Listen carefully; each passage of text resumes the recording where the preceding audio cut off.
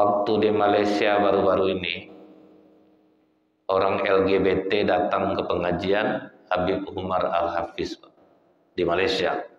Datang rombongan LGBT itu, memang diundang.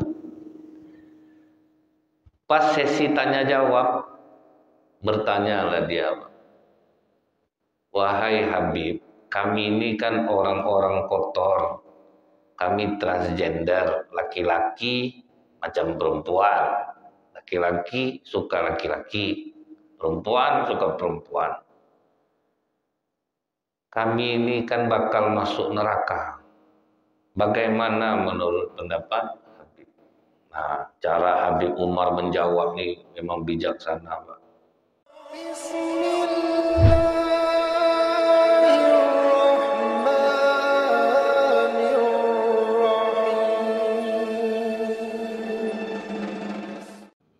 Bismillahirrahmanirrahim. Assalamualaikum warahmatullahi wabarakatuh.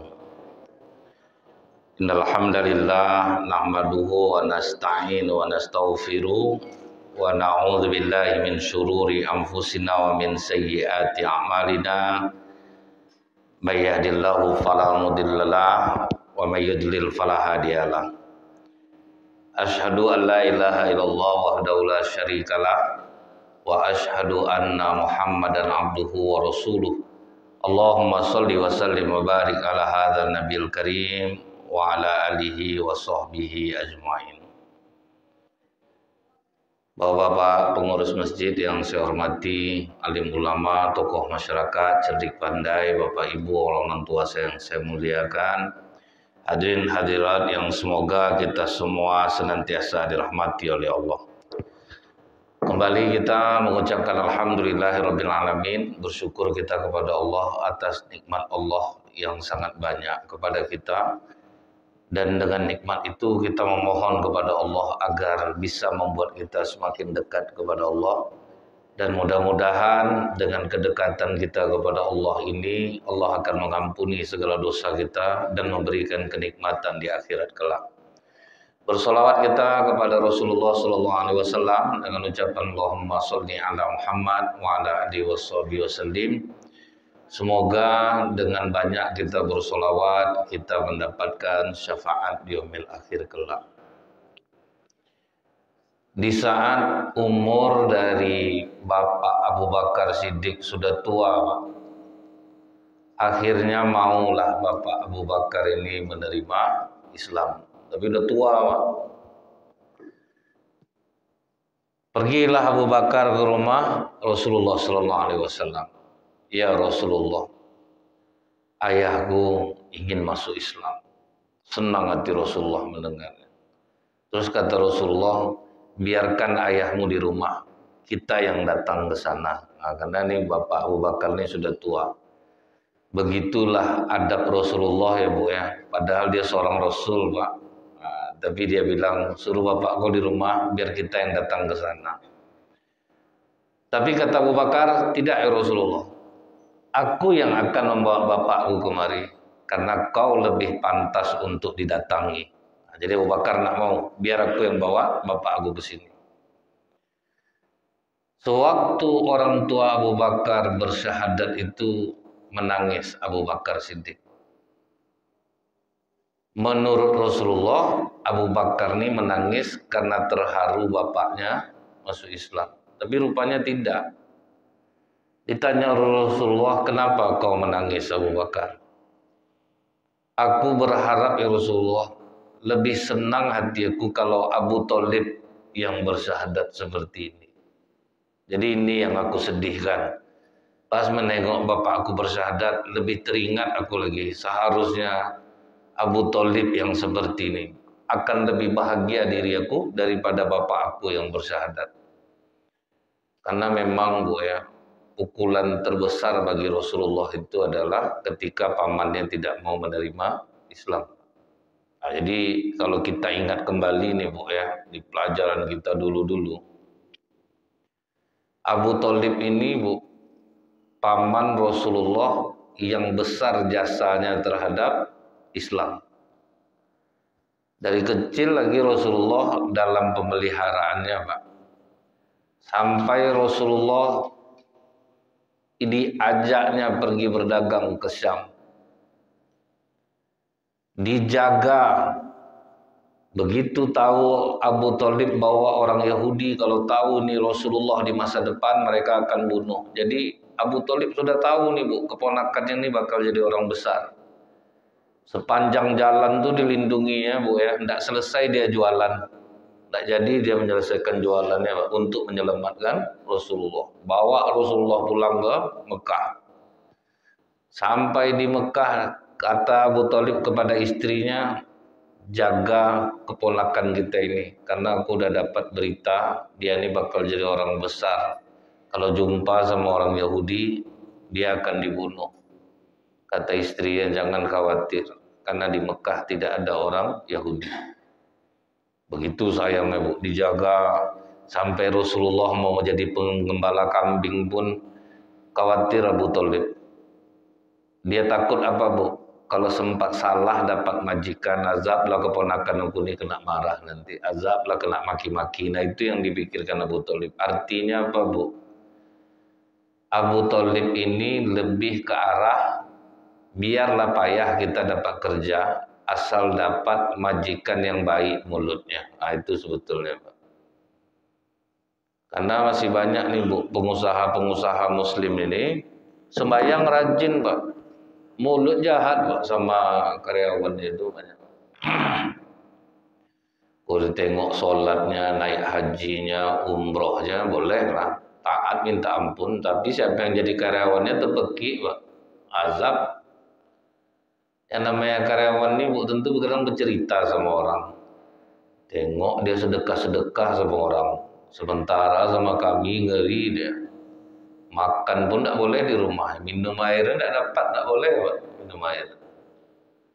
Ada Bu, orang kaya bukan baru ini rajin sedekah ke masjid, rajin membantu orang, rajin, tapi ke karyawan jahat Pak.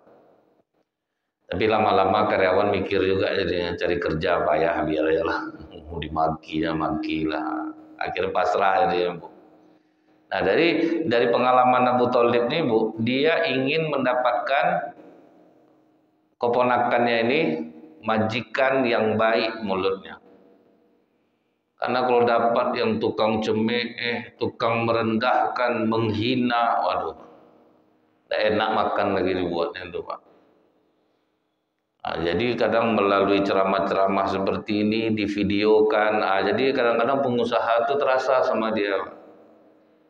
Banyak tuh Bu ya, kadang kasihan saya. Kalau hanya dimarahi, tidak apa ini dicemeh, udahlah bentuk kau buruk, tidak sadarkan untung lah kau lagi. Bapak kau itu kerjanya, anak macam ini, aduh ngeri. Itu kan tidak boleh merendahkan, menghina orang.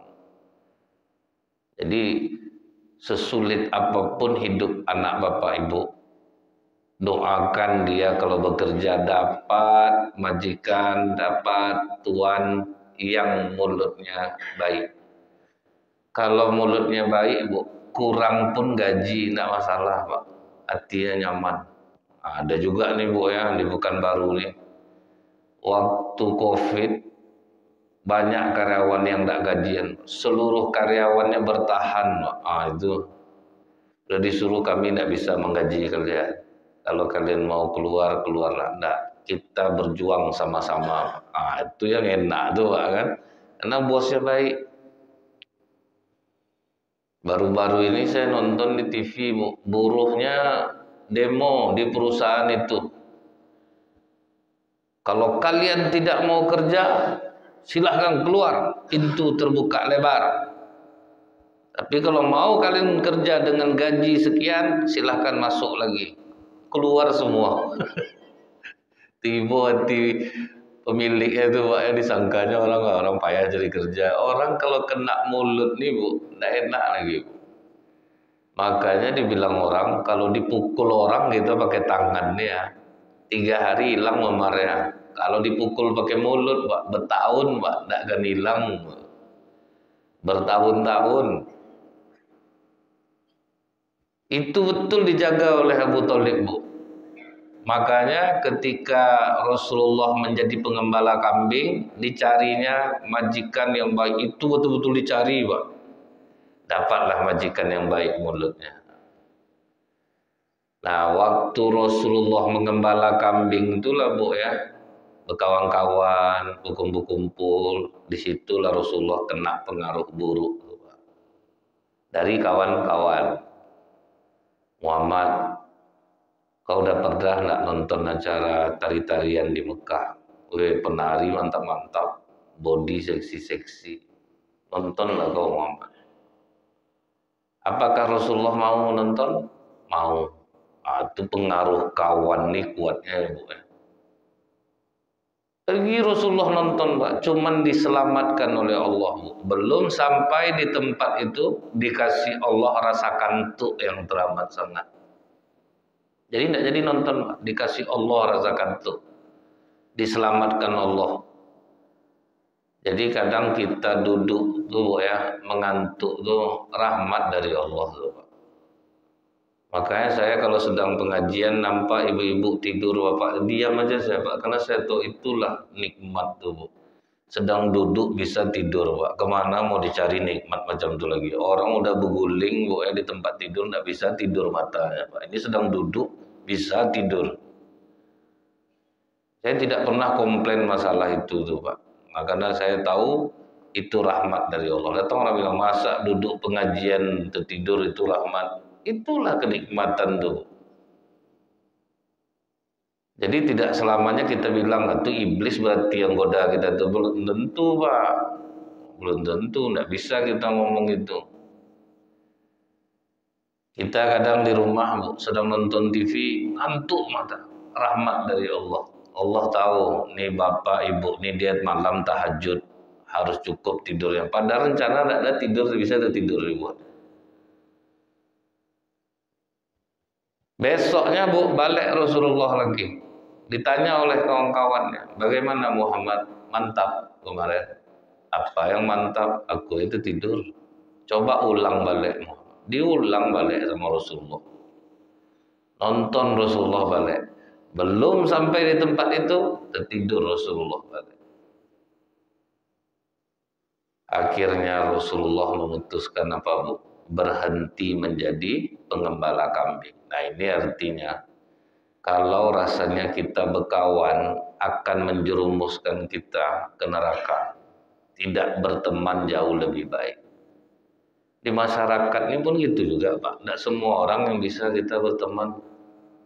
Kalau sekedar tegur sapa bisa, tapi kalau berkawan hati-hati, karena kata Rasulullah, agamamu mengikuti agama kawanmu. Jadi hati-hatilah engkau dengan siapa berteman. Istri saya aja Bu mau pergi pengajian, saya ukur di mana mau ngaji situ, nggak usah. Nah, saya larang, kan salah sebetul kata orang tuh Pak, masa istri mau pengajian dilarang. Saya tentukan betul Bu, karena saya yang ceramah di tempat-tempat itu. Di situ jangan, situ jangan. Ibu-ibunya tuh kumpul masih suka menceritakan aib orang. Mereka itu suka cerita kaya, mereka nanti itu pengaruh hati kita nanti. Kan banyak Pak, istri-istri yang udah baik, berkawan pengajian, jumpa orang-orang kaya di sana, bangkit bencinya sama suaminya jadinya Pak. Orang tuh suaminya kayak kaya, suami enggak, tadinya dia bersyukur dapat suami jadi enggak bersyukur dia jadinya. Jadi memang ada tuh Bu kan.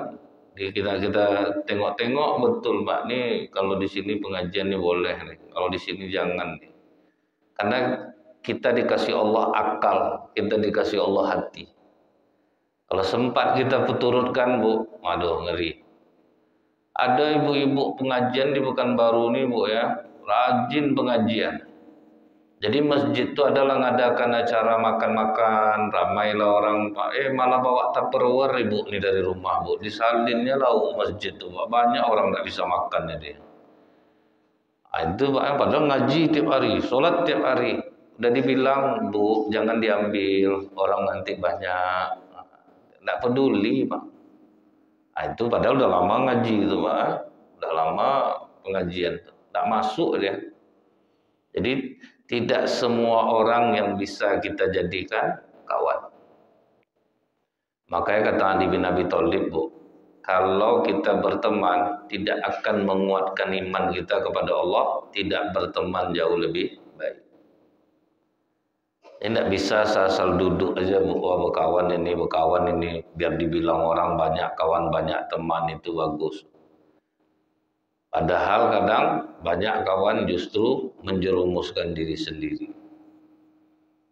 Jadi hati-hati. Maka Rasulullah langsung Pak, tidak jadi dia lagi jadi pengembala kambing. Sampai Rasulullah dewasa, Abu Thalib selalu bersamanya, selalu menjaga Rasulullah.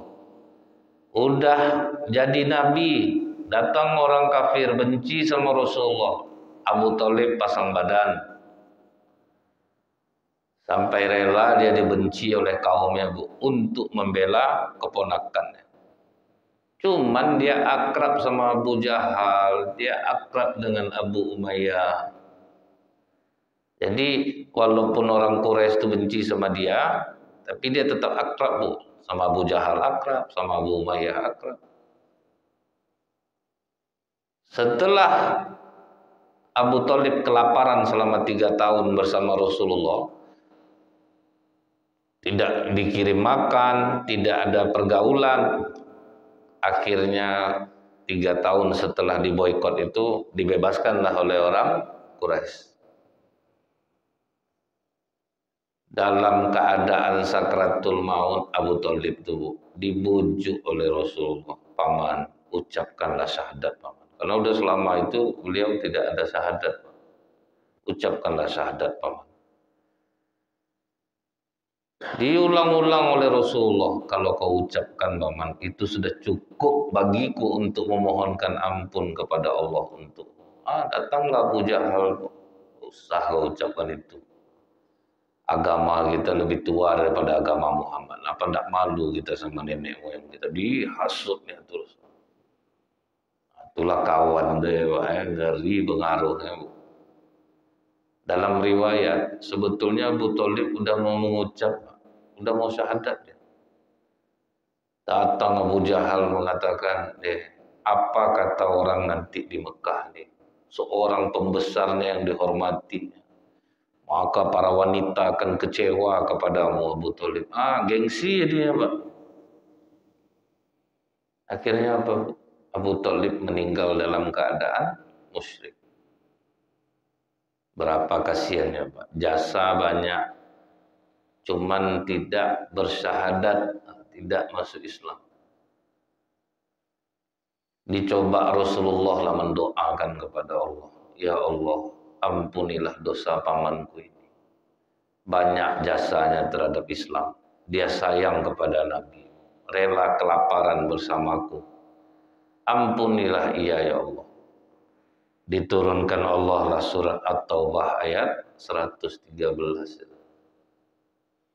Makana lin nabiyyi walladzina amanu ayastaghfiru lil musyrikin. Walau kanu uli kurba min ba'di ma tabayyana lahum annahum ashabul jahim. Tidak pantas bagi nabi dan orang beriman memohonkan ampun kepada Allah bagi orang musyrik, sekalipun orang itu kerabatnya sendiri, setelah jelas bagi mereka bahwa orang-orang musyrik itu penghuni neraka jahanam. Tidak ada cerita bagi Allah. Tidak pantas orang beriman memohonkan ampun kepada Allah untuk orang musyrik, sekalipun itu keluarganya sendiri. Setelah jelas memang dia tidak akan beriman. Jadi tidak bisa kita pakai perasaan macam itu betul Allah yang sebanyak itu jasanya, masa tidak dipandang itu, tidak bisa Pak. Kalau bukan manusia kan seperti itu mandangnya gitu Pak ya. Bahkan ada pula keluarganya Kristen yasinan dia di situ Pak. Itu saking hebatnya sekarang orang Islam ini dia baik apalah salahnya. Belasungkawa boleh. Rasulullah aja orang Yahudi mayatnya lewat tegak Rasulullah menghormatinya. Cuman ada batas kita ini ada aturan. Makanya dibilang orang agama Islam ini tidak toleransi kepada hal-hal yang berkaitan dengan tauhid. Jualan boleh kita toleransi, bergaul kita boleh toleransi. Cuman Islamnya ada batasan, tidak bisa pakai akal kita. Kalau kita kan seperti itu Ustadz di masalah masuk neraka lah paman Rasulullah dibuatnya. Kan itu tiba ya Pak ya. Tapi Allah yang mengatakan itu. Memang tidak boleh memohonkan ampun untuk orang musyrik setelah jelas memang dia tidak akan beriman kepada Allah. Sedangkan orang aja Bu ya, mati bunuh diri dia, walaupun dia Islam, Anda bisa kita memohonkan ampun untuk dia. Ini kadang memandai pula ya Bu, yang dia elok matinya hari Jumat pula lagi dia bunuh dirinya. Kan dibebaskan dari azab kubur, suka-suka dia aja. Memang orang meninggal hari Jumat itu Bu dibebaskan dari azab kubur. Tapi orang baik-baik bukan bunuh diri, mati ya. Didoakanlah atau kadang. Cuman fardu kifayah tetap kita selenggarakan. Nah, itulah bahayanya berteman itu ya Pak ya. Kadang itu sengsara kita dibuatnya jadinya Bu. Kalau salah memilih teman. Bapak Nabi Ibrahim aja Bu, pembuat patung. Dakwah sudah sampai kepadanya. Jadi di akhirat dalam riwayat disebutkan Nabi Ibrahim sempat juga dia mendoakan bapaknya itu Pak. Ya Allah, jangan kau hinakan aku pada hari ini. Jangan kau jauhkan aku dari ayahku. Jawaban Allah apa Bu? Surgaku hanya untuk orang yang beriman kepadaku. Tidak terima. Berkawan kita sama pegunjing, pasti kita ikut menggunjing. Berkawan sama penipu, kadang ikut juga kita menipu. Berkawan sama orang peninggi, ikutlah kita peninggi. Berkawan sama orang penghina, ikutlah kita menghina. Lama-lama jadi ringan jadinya Bu. Itu yang sering dikatakan Rasulullah SAW, berteman sama penjual minyak wangi, walaupun tidak terbeli parfumnya, wanginya pasti dapat. Berkawan sama tukang besi, walaupun tak terkena apinya, paling tidak terkena baunya. Nah, itulah ngerinya. Jangan kita bilang, kita orang Islam ini kan tidak boleh memilih-milih kawan. Rasulullah nyuruh milih. Tidak bisa, tidak Pak. Ada seorang ulama di masa lalu ya Bu ya. Dia kalau duduk di masjid, siapapun yang mengaji asal tentang akhirat, menguatkan iman, dia duduk di situ. Tapi kalau ada orang duduk di masjid, cerita duit masuk, cerita ini, langsung cabut. Nah, itu betul dijaganya Bu. Jangan sampai hati ini jadi kotor ya. Kita ingat Nabi Lut istrinya awalnya kan baik. Apa yang membuat istrinya jadi jahat? Gara-gara tamu yang datang ke rumahnya. Datanglah nenek-nenek bertamu ke rumahnya Bu. Boleh minta minum nak? Boleh nek. Diambilkannya minum sama istri Nabi Lut. Diminum sama nenek ini dimuntahkannya Bu. Air rumah kau ini tidak layak untuk diminum. Sanggup kau minum ya. Kau cantik, masih muda, mau kau hidup seperti ini. Tengoklah rumah kau ni. Pokoknya direndah-rendahkan ya Bu. Biarkan nek, aku bersyukur walaupun aku hidup seperti ini, aku bahagia bersama suami aku. Kalau kau mau kaya mudah, kau cukup memberikan informasi siapa aja laki-laki yang datang ke rumah ini, kemana jalan pulangnya, kau kasih tahu info itu sama aku. Aku kasih kau koin emas. Mendengar itu tidak ada lagi Pak. Sejak itu istri Nabi Lut berkhianat. Asal ada laki-laki yang ngaji sama Nabi Lut, dikasih taunya ke nenek tuh, nek ada laki-laki satu nanti lewatnya di sini, nanti nenek itu kasih tahu lah ke laki-laki kaum Lut, diperkosa lah oleh kaum Lut laki-laki itu. Awalnya baik itu Pak. Itu membuktikan apa Bu? Dahsyatnya pengaruh orang. Ada sahabat Rasulullah, dia punya kebiasaan Bu, pulang ke rumah setelah mengucapkan Assalamualaikum bertakbir dia Pak, Allahu Akbar. Nanti istrinya jawab dari dalam Allahu Akbar, masuk dia ke ruang tengah takbir dia balik Allahu Akbar, nanti dibalas lagi. Jadi tahu dia posisi istrinya di mana. Tapi kali ini dia pulang takbir dia tidak ada jawaban Pak. Ada habis dia mengucapkan salam, dia jawab istrinya, dia takbir dia tidak ada ngucap yang menjawab takbirnya. Akhirnya tengok istrinya di kamar sedang sedih. Ngapa kau? Kau padahal bisa mendapatkan harta lebih. Tapi mengapa kau tidak mau? Kau rela menengok aku hidup seperti ini.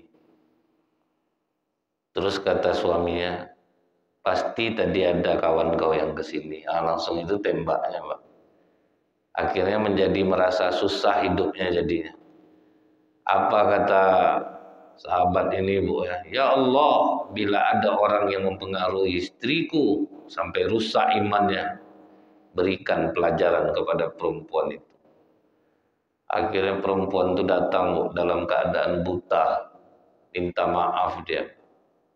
Itulah karena hati sahabat ini memang udah kuat imannya, Pak, dipengaruhi istrinya. Ada orang sudah terbuat dia rumah tipe 36 siap huni. Udah bahagia dia dapat rumah tuh. Datanglah kawan bertamu ke rumah, Bu. Dia kecil rumah kau lagi bisa kau tidur rumah sebesar ini. Akhirnya hilanglah rasa bahagia tadi. Akhirnya pinjamlah duit orang, renovasi, terutang-utang jadinya, Pak. Ngeri, pengaruh kawan ini dahsyat. Bisa merusak hati, bisa merusak jiwa, bisa merusak iman. Sehingga kita ini sekarang pilihlah kawan-kawan yang bisa mengingatkan kita kepada Allah, yang bisa menguatkan akhirat kita. Kalau rasanya akan membahayakan, kita tidak tergolong orang yang memutuskan silaturahim. Dia kan sering itu, Pak, kajian kita dulu, Bu. Gimana pun orang jahat sama kita, jangan kita putuskan hubungan silaturahim. Maksudnya itu apa, Bu? Kalau misalnya dia jahat, kita bertegur sapa tetap, tetapi kita tetap tidak dekat dengan dia. Nah, itu maksudnya itu, Bu. Misalnya di grup WA keluarga, banyak betul keluarga ini ngomongnya yang tidak penting, bahkan kadang mencemeh, merendahkan apa segala. Keluar dari grup itu bukan memutuskan silaturahim, untuk lebih menjaga agar kita tidak bertengkar jadi. Nah, itu efek mudaratnya besar. Kemudian, Pak, lama Rasulullah bersedih, Bu. Merasa gagal Rasulullah. Orang kok mau masuk Islam sampai ribuan orang, sementara paman awak sendiri tidak bisa masuk. Lama Rasulullah sedih. Maka Allah kuatkan melalui surah Al-Qasas ayat 56. Innaka la tahdi man ahbabta walakinallaha yahdi man yasha wa huwa a'lamu bil muhtadin. Sungguh engkau Muhammad tidak dapat memberi petunjuk kepada orang yang kau kasih, tetapi Allah memberi petunjuk kepada orang yang dia kehendaki, dan dia lebih mengetahui orang-orang yang mau menerima petunjuk. Jadi janganlah kita kecewa, Bu. Bapak udah rajin sholat, ibu udah rajin sholat, dinasehati anak. Sudah tuh anak bapak ibu tetap nakal. Ingat ayat ini, bukan kita yang memberi petunjuk. Ini kadang sampai berhentilah ibu nih sholat tahajud malam. Percuma sholat tahajud sudah didoakan supaya anak baik, murah rezeki. Ya, tidak juga. Tetap juga dia jahat, tetap juga endak-endak kelakuannya. Kita tuh nganggap apa, Bu? Amal kita tuh bisa, udah cukup rasanya untuk bisa ngasih petunjuk. Rasulullah saja yang Rasul, Pak. Itu kata Allah nih, Bu. Engkau tidak bisa memberi petunjuk kepada orang. Aku yang ngasih petunjuk. Tugas kita apa, Bu? Cuman memberikan orang nasihat, gambaran, arahan. Masalah petunjuk itu urusan Allah. Janganlah kita ngotot-ngotot lah, Bu, untuk mengubah orang seperti yang kita inginkan. Sibuklah anak diginikan apa segala macam. Pokok udah dinasehati sampai dah sesak lah jantung. Banyak orang tua sakit kan gara-gara anak, Pak. Capek menasehatinya, tidak juga dia berubah. Kecewa betul kita rasanya. Ingat ayat ini. Kita tidak bisa memberi petunjuk kepada orang yang kita kasih. Jadi jangan Ibu lihat ada ustadz istri jahat. Ada ustadz istri baik, anak jahat. Jadi jangan terkecil hati kita. Nabi Nuh pun sudah mengalami ini. Pendamping sendiri jahat. Gimana orang mau mengikut Nabi Nuh, Bu? Setiap kali Nabi Nuh habis ceramah, istrinya lah ceramah lagi. Tidak usah kalian dengarkan suami aku tuh. Dia tuh gila tuh. Kalau memang betul dia duluan, laku istrinya ikut. Ah itu Pak. Anaknya durhaka sama dia. Jadi kalau kita tahu ayat ini, Bu, ingat Rasulullah aja yang segitu dekat sama Allah tidak bisa rupanya memberikan petunjuk kepada karib kerabatnya sendiri, kepada orang yang dikasihinya sendiri. Siapa betul kita nih? Jadi tidak perlu kecewa ketika sudah menasihati anak, mengarahkannya kepada kebaikan, bukan kita yang memberi petunjuk. Karena kata Allah, aku lebih tahu siapa orang yang mau dikasih petunjuk. Ada orang, Bu, dia nakal. Seperti di zaman Nabi Musa, Pak. Saking jahatnya orang ini, dia mati, Bu, ditaruh orang di tempat sampah, Pak. Kata penduduk sana, oh gawat tuh Musa, perangai jahat, maka kami taruh dia di tong sampah. Rupanya penilaian Allah beda, maka disuruh Nabi Musa ke sana menyelenggarakan jenazah dia. Ternyata, Bu, dia itu pernah berdoa sama Allah, ya Allah, aku ini memang jahat. Tetapi kau yang maha tahu ya Allah, aku sangat sayang dengan orang-orang soleh. Dia jahat Pak, tapi paling takut sama orang soleh. Siapapun orang-orang soleh yang menyuruhnya minta tolong sama dia, dia tolong. Dia memang nakal dia Pak, tapi hormat kepada orang-orang soleh. Jangan sampai kau buat iblis menertawakan aku ya Allah. Ampuni dosaku. Karena itu amalan di mata manusia orang tidak suka sama dia. Cuman rupanya Allah berbeda cara memandangnya. Jadi kadang orang yang kita anggap baik di dunia ini belum tentu baik menurut Allah. Kadang orang yang kita anggap celaka, kurang ajar, tapi Allah tahu ada kebaikan di dalam jiwa dia ini.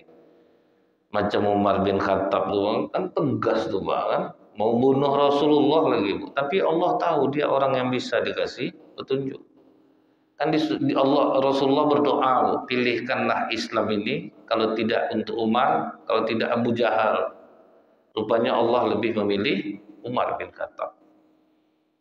Jadi janganlah kita capek mama ngasih tahu kamu ini dikasih tahu yang baik. Nah, sakit bapak ibu dibuatnya. Pokoknya kasih tahu yang baik. Masalah hidayah itu urusan Allah, tidak hak kita. Jangan diambil hak Allah tuh, Bu. Sampai dicoba ini, coba itu, coba ini, akhirnya kita sendiri yang sakit. Jadi.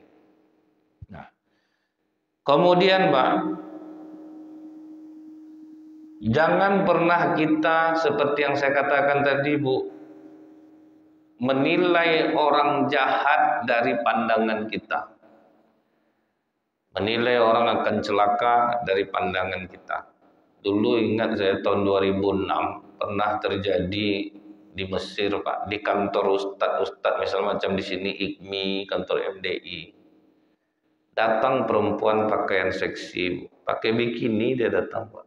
Rok pendek, pakai tank top. Ustadz yang di dalam itu semua menyingkir gitu, perempuan kotor datang kemari. Tapi hanya satu ulama yang tetap bertahan, Pak. Namanya Al-Ghazali, ulama Mesir. Tapi bukan Imam Al-Ghazali, Pak, ya. Namanya kebetulan Al-Ghazali, tahun 2006. Datang perempuan itu dia nyambut, Pak. Silakan masuk. Dilayaninya dengan ramah perempuan.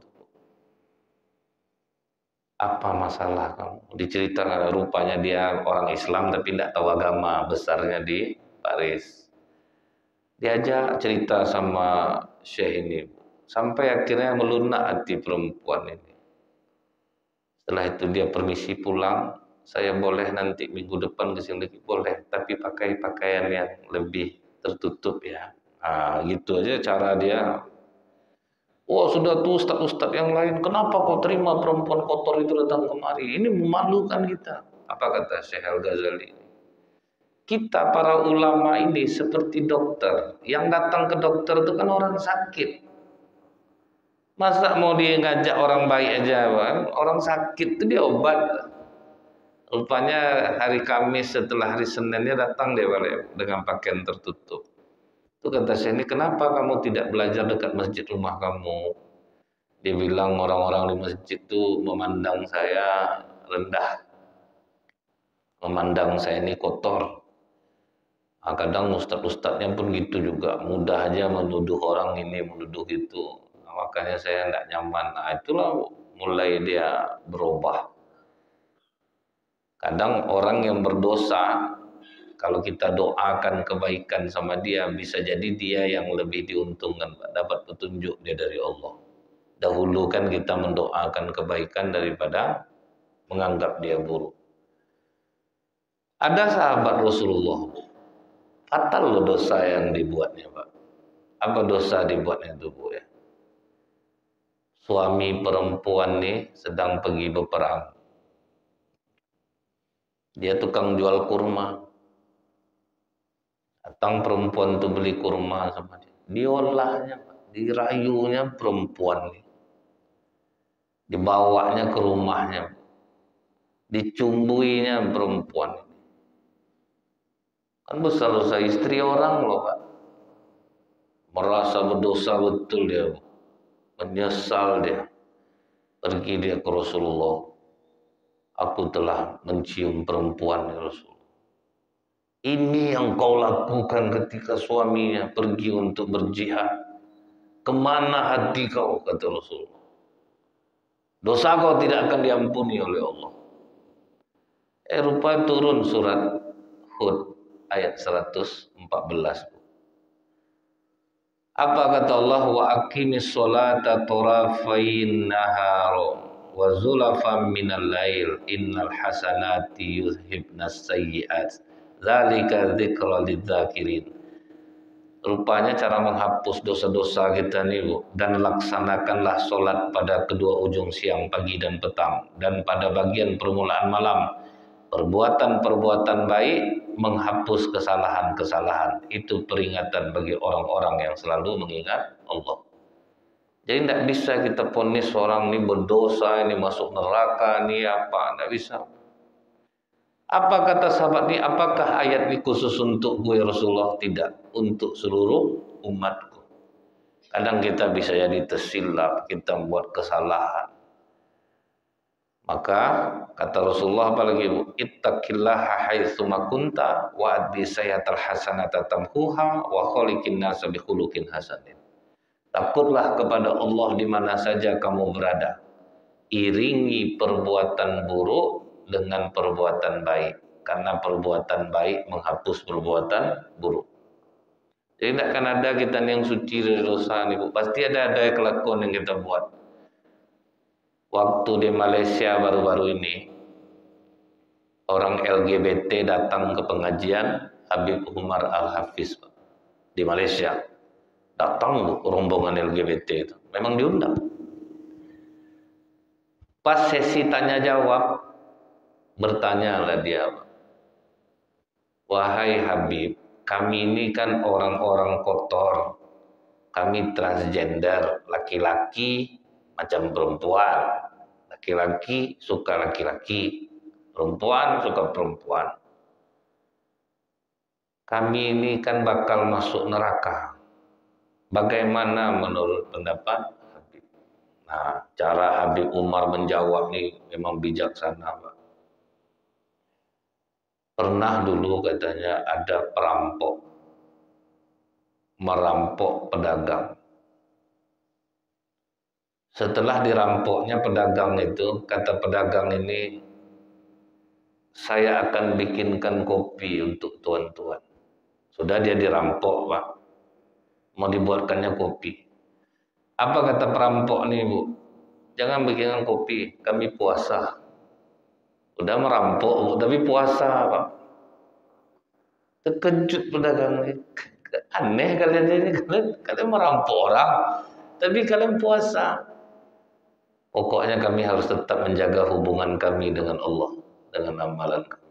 Yang penting kami, paling tidak kami tidak mencelakakan orang yang kami rampok. Beberapa tahun kemudian, Bu, orang-orang pas tawaf terkejut nampak perampok ini, Pak. Ikutlah tawaf di rumahnya. Naik haji deh. Tanya orang, udah berubah kau sekarang? Aku sudah berubah. Aku betul-betul tidak melakukan perampokan lagi. Apa yang menyebabkan kau seperti ini? Karena aku tetap menjaga hubunganku dengan Allah. Artinya sejahat apapun kita, jangan putuskan hubungan dengan Allah. Sampai kata Habib Umar, yang penting kalian jaga kewajiban agama. Jaga sholat kalian. Walaupun kalian dalam keadaan seperti ini, usahakan sholat bisa berjamaah. Jangan terlambat takbiratul ihram bersama imam. Terus jaga hubungan kalian dengan Allah. Lakukan kewajiban agama. Allah yang akan menyambut tangan kalian. Kan enak tuh Pak ya. Jadi tidak memponis dia Pak. Jaga hubungan dengan Allah, maka Allah yang akan nanti menjamah kita, yang akan membawa kita kepada kebaikan. Subhanakallahumma bihamdika asyhadu an la ilaha illa anta astaghfiruka wa atubu ilaik. Assalamualaikum warahmatullahi wabarakatuh.